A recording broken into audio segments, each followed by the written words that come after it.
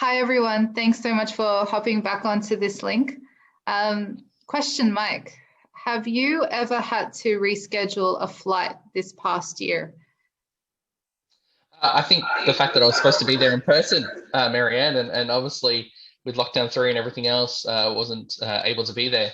But rescheduling flights, especially at the moment, it's always been an interesting experience. I had to reschedule a flight at the start of the whole COVID experience to Europe, and that was an interesting experience. But obviously, things that we've changed over time to learn how to adapt with this growing world.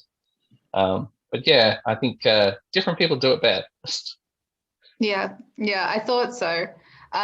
It's been a crazy time, I think. I don't really know a single person who hasn't had to reschedule at least one flight, be it whether it's domestic or international. So now the reason why I ask this is because we've got a presentation from Sarah Clark. Sarah Clark is the Managing Director of Intrepid Travel, and she's going to talk around how her team have dealt and are continuing to deal with disruptions in the travel industry. Pretty much. So she's been forced to handle sweeping call volumes of travel refunds, rescheduled flights and inquiries on the whereabouts of loved ones, and so many other things that her team have had to really deal with throughout the past year. So I'm very excited to listen to how Sarah's team were challenged like none other. Over to you, Sarah. Hi, everyone. Thanks so much for joining me today. My name's Sarah Clark. I'm from Intrepid Travel, and at Customer Contact Week 2021, I'm going to be talking about the Intrepid journey. So our topic today is the Disruption-Proof Contact Centre of 2020. I'm not sure I can go as far as to say that that is exactly true, but I don't think anyone's disruption-proof, but I will talk to some of the key points and learnings that we've had throughout the last 12 months or so. So I'll be talking to really key points of our journey. So focusing on what's in your control, really putting the customer first, how we moved our team from being sales focused to being 100% customer service focused, and also just the importance of that communication throughout the channel. We've obviously done this all in a virtual environment, so I'll talk to some points there. And then I'll finish off with how being a purpose-led business has really helped us through this time. So first of all, a little bit about Intrepid. I know we have a mix of different businesses here at the conference. So Intrepid Travel is the world's largest adventure travel company. Now, my role is Managing Director for the APAC region, so I will talk a little bit more to APAC, but it is most definitely a global business, and we've had to deal with that global pandemic in a true global way. So our business is adventure travel in 2019, so before the pandemic hit, we were turning over around $500 million annually. We're a vertically integrated company, meaning that we sell to the customer in the customer markets. We also deliver that product on the ground. So we operate in 130 countries around the world, and we were carrying around 450,000 customers annually. We also have been operating for 32 years this year, and we are the world's largest travel B Corp, which means that we exist not only for our shareholders, but for our stakeholders as well. And we also have over 70 different nationalities across Intrepid. Now, to start with, I'm going to tell you a little bit of a personal story, and this talks around to the point of really focusing on what's in your control. So I've reflected on this journey quite a bit throughout the last 12 months, and I think it's something that really feeds through all of our learnings that we'll talk about today. So when we could travel, I was lucky enough to embark on an adventure of a lifetime and sail across the Pacific Ocean. So this is actually me here on the final day on our first land sighting. So there were 4 of us on a 60-foot sailboat, and we sailed from the Galapagos Islands in Ecuador right through to French Polynesia to the Marquesas Islands. And that took us around, it took us 19 days, and we did not have any sighting of land or any other boats. So a very remote experience. And really our skipper and the crew, we did a lot of preparation for this trip, and we spent a lot of time thinking about different scenarios that we may hit while we were doing the crossing. So a lot of good planning, but we were simply at the mercy of the elements. So the wind could change, the swell could get bigger, and storms could come through, and they most definitely came through. And all we could really do was be prepared for that. We could trim our sails, we could steer in a different direction, but it was that preparation that got us through any storms that came through. And I think that it is a similar situation in a crisis, because no one can ever really predict what's going to happen. But we most definitely did not predict a pandemic. However, if you've got all of the right processes and things in place, then you should be able to flex with your team. So having crisis communication procedures, having a really well-trained and flexible team, and being in a cloud-based environment meant that we were the best setup we could be for this situation that we didn't know was going to hit us. So you can never really control your outside environment, but it's your responsibility to ensure that your team is set up and focusing on areas which you can control when something like a global pandemic hits. Now, Intrepid has always been a customer-first organisation, from planning an adventure right through to the way in which we deliver the trip on the ground in country.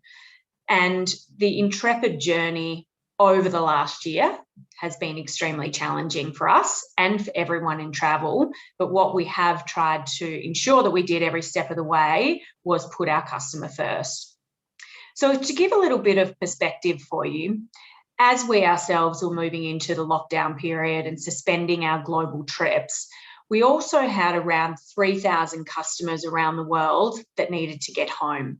So they were stuck in countries that had shut their borders, or their airports had closed suddenly, and they couldn't get home. So our operations teams were working behind the scenes to track every customer and understand what was happening in each of those countries so that we could help return those customers back home safely. We also had around 55,000 future travellers, which had they had trips booked with us in the future, and we needed to suspend those due to the pandemic. This all happened very quickly, and all of our new inquiries for travel obviously stopped, and calls about cancellations, refunds, and families wanting information about their loved ones were the type of calls that we were now working with. So we knew that we had to redirect our staff basically and our resources, and really upstaff what was an existing customer care team, and make sure that we were handling those inquiries with empathy and with the right information. So this really included dedicated leadership support and a continuous review of what the volumes were doing and how we were able to maintain those service levels. So I touched on information and communication before, and that really was a driver of everything we do. So when we made that call to, well, we didn't have to necessarily make the call to turn off some countries because the governments were making those calls. But when we did suspend our trips, it really was all hands on deck. So the flow and accuracy of information was really critical. And as the environment around us was changing rapidly, we also were reacting to those changes. We were making decisions in real time. We needed to continually update our processes as we went to deal with this particular environment. And we needed to update our staff on what was happening. We needed to update our customers, and we needed to update the media. So it was all happening at once, and we most definitely were in crisis mode. Now, a few things that we did make sure that we did from an information and communication perspective was one thing was our chief operating officer, Tom Beadle, held morning huddles. Now, these obviously moved to virtual socially distanced huddles as we went into lockdown. But during these, he really provided a status update each morning. And that was really essential because there were operations teams working on this, and we needed all of the information from on the ground. So it really brought those teams together as we were dealing with the situation. We definitely didn't have the perfect system, but we had a number of tools that we used for different levels of communication. And this really enabled us to ensure the team was up to date with the right information. So we used platforms that we had already started using prior to the pandemic. So staff had training on those, and that was really across the likes of Yammer. We used SharePoint quite a lot throughout this, and also Teams, Microsoft Teams. So one platform that I'm very versed in, I must say, now after working virtually. But one thing that probably stood out to us as well was the need to ensure that our team were up-trained on Salesforce and looking at how we could integrate that better. So that's a good key learning for us at the end of this, and it's built into our future roadmap now. So we also changed the way that we informed customers, and we used the website as the main platform to provide all of the necessary details and information. So a small working group was created to ensure that that information was updated regularly. And this really meant that we could answer general questions on our website, and we could refer people to that website, and that took down the call volumes. So immediately we saw those call volumes, live chat and email backlogs really clear out because people could find that information on the website. So that was a key element of ensuring that we were taking pressure off the call centre.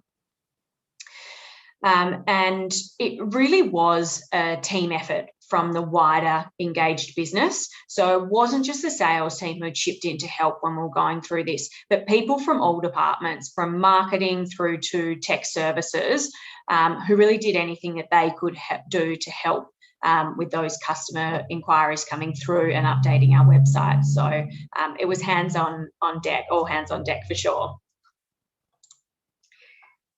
Now, we definitely moved into, and everyone has, that virtual environment. So it was virtual everything. And being a head office that is based in Melbourne, we obviously went through a number of lockdowns. And that second lockdown, we learned so much from the first that we implemented throughout that as well. So we were quite lucky that we were set up and prepared for this before the pandemic. We're a global company, and we're used to communicating over different time zones and through virtual environments anyway. So we have always had a flexible view on workplace environment to help suit whether it's global members or parents coming back to work, and also just encouraging that overall work-life balance. So that definitely helped. In our head office in Melbourne, we have always done hot desking. So everyone has a laptop and a locker, and they come in and choose their desk for the day, even our CEO and founders as well. So everyone had the technology and the setup to be able to then take their laptop and work from home. And the team in the sales and customer service area adapted really well to this. They also had their phones, they could log in onto their computer. But, you know, they were really dealing with customers on a day-to-day basis from their home environment, and did an amazing job doing that virtually. We did commit to ensuring that when we were talking on Microsoft Teams and we were doing updates, that we were really making sure we turned our video on. And that was one thing I personally committed to, making sure that people could see your face so it was like you were having a face-to-face conversation. We also did a number of things throughout the sales and customer service team, specifically around virtual daily huddles. We also created monthly, weekly and daily planners and news updates. We found that information doesn't really spread the same way when people are working remotely and when their shift times start at different times. So our team knew where to go for the most up-to-date information. We also created coffee catch-ups and Friday drink virtual meetings where people would just kind of drop in for 5 minutes and have a chat if they wanted to as well. We made sure we maintained the regular one-on-ones and check-ins with the team to ensure everyone's well-being was okay, especially throughout that second lockdown in Melbourne. We had a number of team members who were living by themselves, who weren't getting that interaction with people face-to-face. And so making sure that we tried to enhance that from a virtual perspective as much as we could. The other thing that we did is just the feedback loop. So if things weren't working, we were asking for feedback. What should we do to better suit the team, and making sure that we were then implementing those changes as well. And from a global information perspective, we had, and we still do have, our CEO does a update every 2 weeks to our whole global business, so that we can advise kind of what's happening as we continue to move through this pandemic. So if anything, we speak more as a global company than ever before. And I think I feel sometimes closer to, the MD in the UK, than someone who I'm working virtually with in Melbourne. So it has had a positive impact to the rest of our global team. We've always had a flexible working environment, but I think that future, it just shows how flexible we can be, especially with a call centre. And we want to make sure that we're getting back in the office as much as possible, and we have that culture, and we're holding on to that. But we will see, I think, that mix of the office environment and home environment for the future as well. So I mentioned before that Intrepid Travel is a B Corp and it's a purpose-driven business. So this in itself provides a different sort of culture within our business. We find that it attracts a certain type of individual who's not only interested in the travel sector, but also wants to work for a brand that is a force for good in the world. And with Intrepid, changing the way people see the world is what our force for good and our key sort of goal is. We work across the UN Sustainable Development Goals, focusing on areas like gender equality and women empowerment, climate action, poverty, and education. And we're also committed to transparency across all areas of our business, whether that's from financial to strategies and communication, which we continued right throughout this time. Some messages are harder than others, and we have a rule that we need to share all of them. And we are on that journey together, so it's important to ensure that the team are across everything that's going on. So I think this in itself provides a trusted and loyal relationship between our team members and our brand. So knowing that Intrepid is something bigger than any one of us, but together we continue to move forward with our goal to be the best travel company for the world. So I'm going to leave you on that note. Hopefully you've seen and got a little bit from the insights around Intrepid and our journey over the last 12 months. As I said at the start of the presentation, it is about being prepared, and you can only control what is on the inside, and be prepared for things as they change in external environments. So that was really a key learning for me as well. But I'm going to leave you with a short video. So it's a touch of nostalgia, but also a reminder of future travel as well. So thank you so much for listening, and I hope you enjoy the rest of the conference.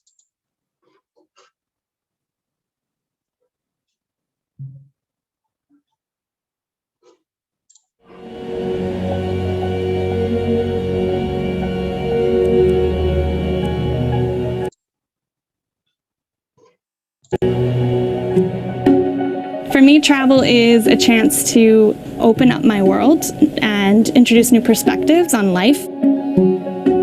travel is about listening to the stories people want to tell me about their own cultures. It's about human connection. You don't forget the moments. You remember that laugh and that smell and that sound and that taste. It's the lines in between the itinerary bits. That's the cool stuff. That's why I travel. It teaches you lessons you can't find anywhere else. Our world is constantly changing. This is something that we all just really need to see to connect us to what's happening. We don't often get to really go deep into the wilderness. It makes you feel small. It makes you feel in the same way as when you look up the sky and see a million stars. It's nice to just know every step of the way we are making smart decisions for the planet and for the communities we're visiting. If we just listen to each other's voices, I think we'll be all right.